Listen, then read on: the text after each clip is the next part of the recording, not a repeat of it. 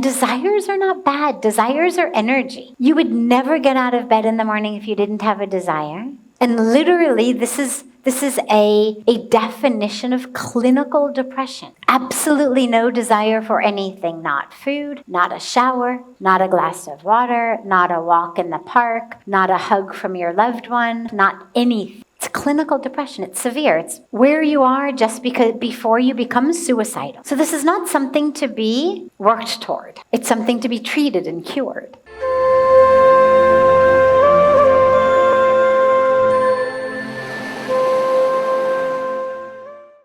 Self-love does not mean that I don't have any expectation or desire for my improvement. Self-love is not love of every bad habit I have. It's not love of every mistake I make. It's not love of all the areas where I really still need a lot of work to be done. It's capital S, self-love. Self-love is not rooted in the number of times every day that you lose your temper or don't lose your temper. It's not based on anything. Because it's not of the individual self. Real self-love is based on that capital S self, the divine self. Not the self that gets up in the morning and jogs or doesn't jog. Not the self that gets up in the morning and meditates or doesn't meditate.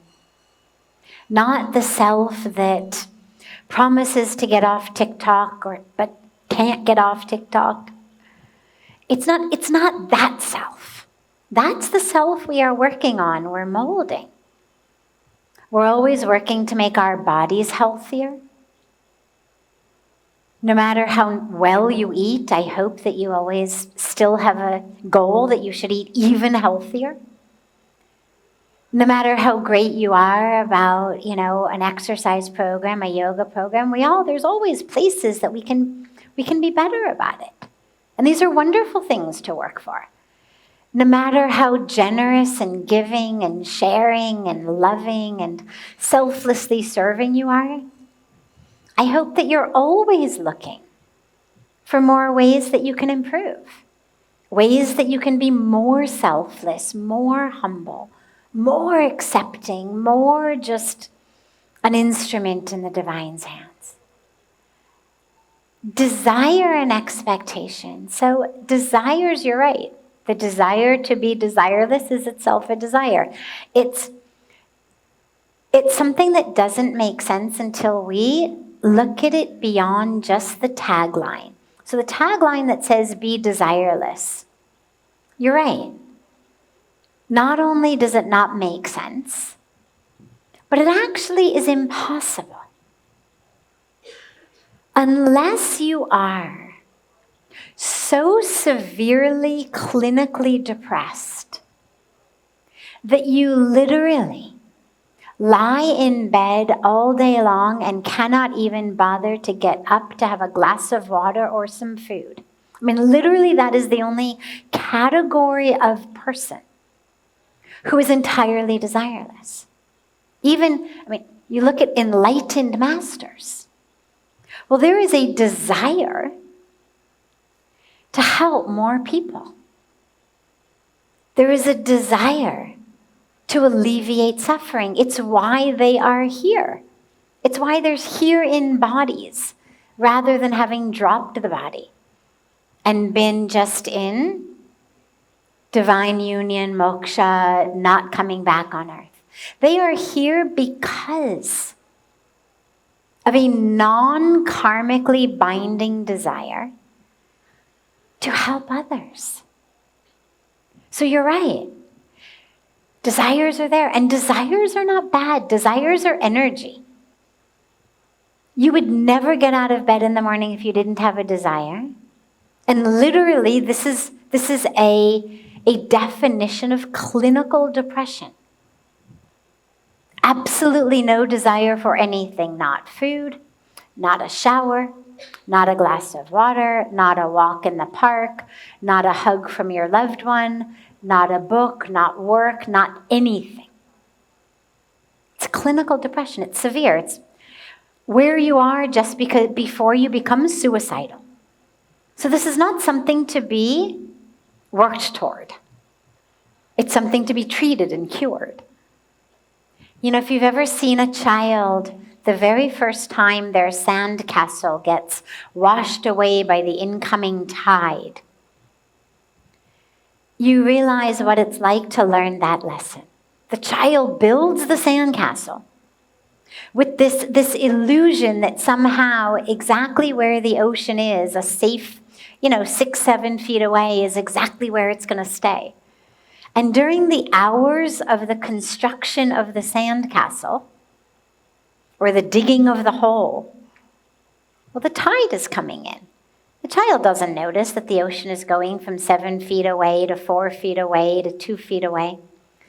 And suddenly, a wave comes and over. It's part of childhood. They cry, they learn. Maturity is understanding that you're building a sandcastle and the waves are going to come and wash it away.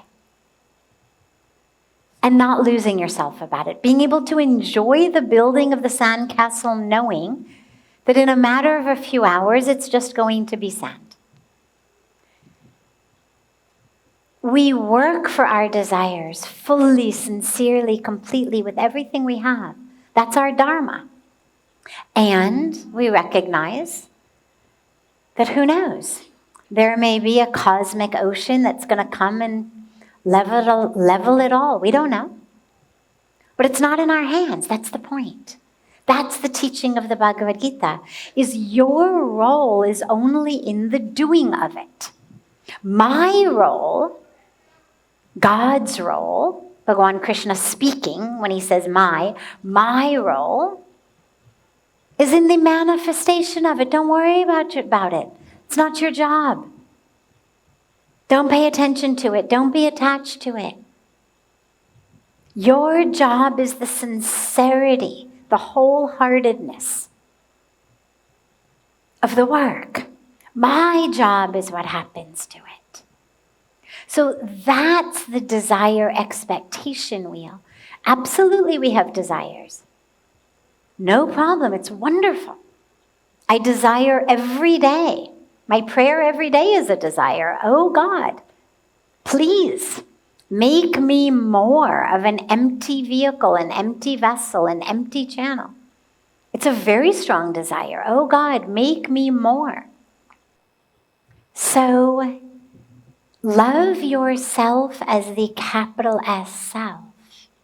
Have desires and expectations for your human experience, but do not lose your grounding, your anchoring, your love for the capital S self when the human experience part doesn't necessarily live up to exactly what you were hoping.